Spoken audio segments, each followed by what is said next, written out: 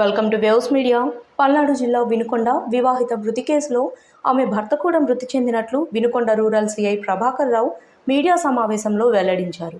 గత 2 రోజుల క్రితం బొల్లాపల్లి మండలం మేళ్లవాగు పొలాలలో కృష్ణకుమారి మృతి చెందినట్లు గుర్తించామని, ఆమె భర్త గంగనబోయిన వెంకటేశ్వర్లు ఈ హత్యకు కారణమై ఉంటుందని కుటుంబ సభ్యులు ఇచ్చిన ఫిర్యాదు ఆధారంగా విచారణ చేపట్టామని, అయితే ఈ నేపథ్యంలో బుధవారం కృష్ణకుమారి మరణించిన ప్రాంత సమీపంలోనే గంగనబోయిన వెంకటేశ్వర్లు చెట్టుకు ఉరివేసుకొని మరణించారని తెలిపారు.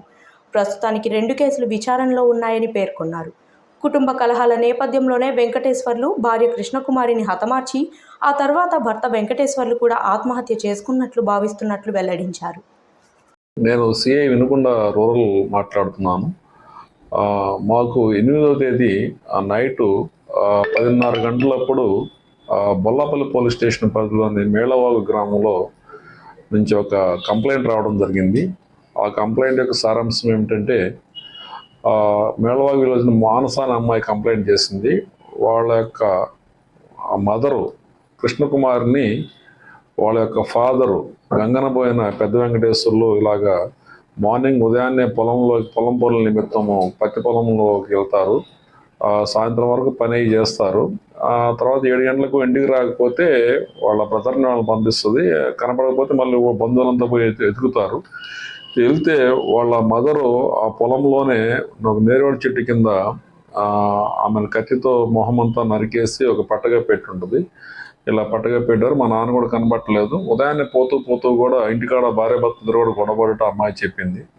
దాని మీద మేము ఇమీడియట్గా ఆ కేసు రిజిస్టర్ చేసి దర్యాప్తు ప్రారంభం చేయడం జరిగింది.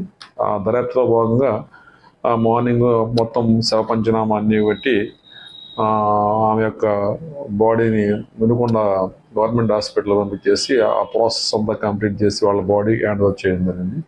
తర్వాత దాంట్లో భాగంగానే మేము ఆ కేసులో ఎవరైతే ముద్దాయి ఉన్నారో గంగనబోయిన పెద్ద వెంకటేశ్వర్ల కోసం మేము వెతకడం ప్రారంభించాము.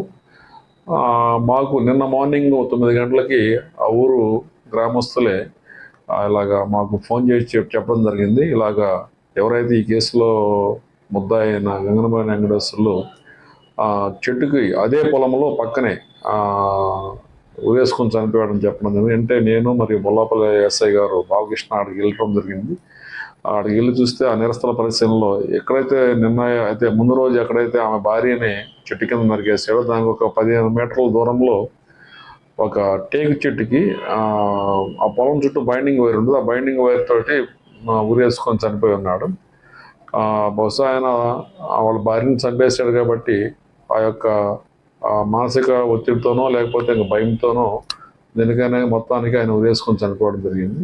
దాని మీద కూడా మేము కేసు రిజిస్టర్ చేసి దాని మీద దర్యాప్తు చేయడం జరుగుతుంది.